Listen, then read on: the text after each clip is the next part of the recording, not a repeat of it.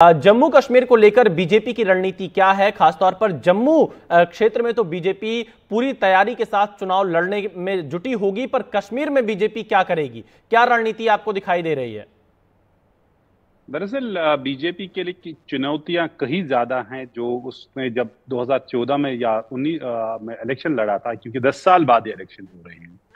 इसमें राज्य का दर्जा गया तो उसकी जो वो पिंच हर एक ने देखा कि कई साल तक यहाँ लोकतंत्र नहीं रहा, लोगों के काम नहीं है, उनकी सुनवाई नहीं हुई। उसका खमियाजा बीजेपी को जो हमने देखा खासतौर पे जम्मू में एक बड़ा चैलेंज है उनके लिए। और इसीलिए अगर पार्लियामेंट इलेक्शन में देखें, 2 पार्लियामेंट सीटें जीती, लेकिन जो वोट शेयर था 19 और 24 का बिल्कुल फर्क है, आसमान और जमीन का।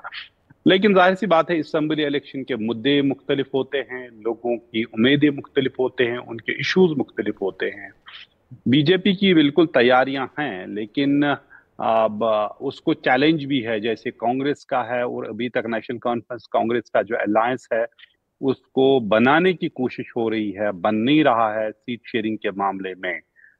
तो वो एक मसला है कांग्रेस और नेशनल कॉन्फ्रेंस के दरमियान, क्योंकि नेशनल कॉन्फ्रेंस ने साफ कहा है कि वो कुछ सीटों से अलावा ज्यादा कश्मीर घाटी में कांग्रेस को नहीं देगी और जम्मू में ज्यादातर सीटें कांग्रेस को ही मिल जाएंगी।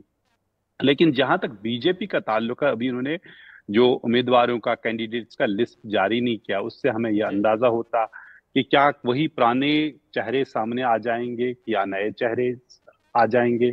कहा जाता है कहीं नए चेहरे, कहीं इनमें युवा जो शामिल हैं उनको लाया गया। हाल ही में एक पुलिस अफसर ने रिजाइन किया पुलिस फोर्स से, एसएसपी रैंक के, उन्होंने बीजेपी ज्वाइन की, तो उससे मैंडेट देने की बात हो रही है। कश्मीर घाटी में धारा 370 खत्म होने के बाद बीजेपी ने कहीं नए घोड़े दौड़ाए, लेकिन घाटी की हवाएं उनको रास नहीं थी, या घाटी की हवाओं के लिए वो रास नहीं थे, इसलिए वो चले नहीं सियासत के इस अखाड़े में।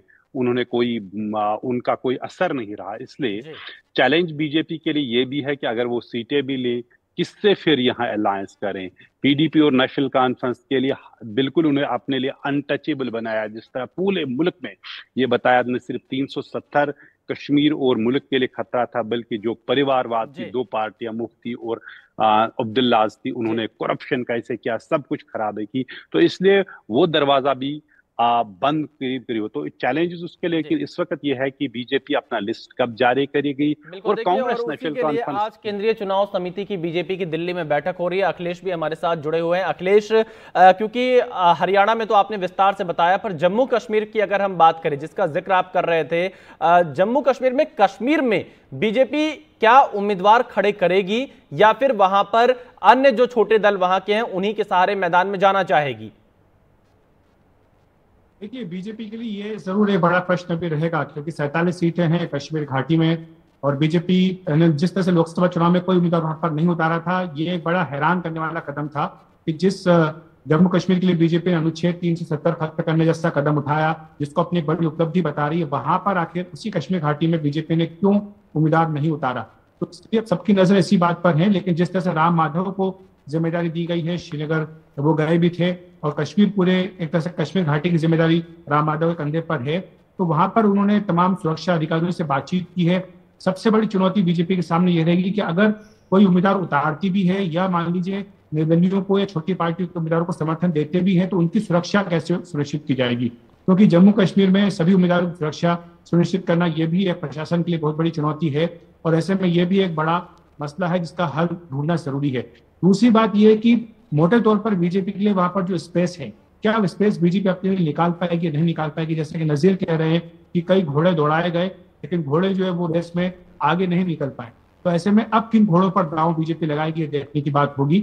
लेकिन हाँ, बड़ी पार्टियों का जहां तक प्रश्न, चाहे नेशनल कॉन्फ्रेंस हो, चाहे कांग्रेस या पीडीपी, इनके साथ तो बीजेपी जाहिर सी बात है कि नहीं जा सकती। तो ऐसे में विकल्प यही बचता है कि छोटी पार्टियां, जिनको की कहा भी जाता है कि बीजेपी का समर्थन रहा है, वैसे में क्या उनको करके बीजेपी सीधे तौर पर गठबंधन करेगी या नहीं करेगी, ये देखने की बात है। देखिए, अखिलेश ने बहुत विस्तार से बताया। नजीर, मैं आपसे भी जानना चाहता हूं, अगर हम जम्मू क्षेत्र की बात करें तो जम्मू में बीजेपी क्या रणनीति अपना रही है? क्या जम्मू में बीजेपी को उम्मीद है कि इस बार उसका प्रदर्शन पहले की अपेक्षा बेहतर हो सकता है? देखिए, बीजेपी के लिए जम्मू में जिस तरह हार्डकोर नेशनलिज्म 370 पे हो या स्टेट खुद पे जो भी था, उस तरह का वो असर वहां जम्मू में नहीं है।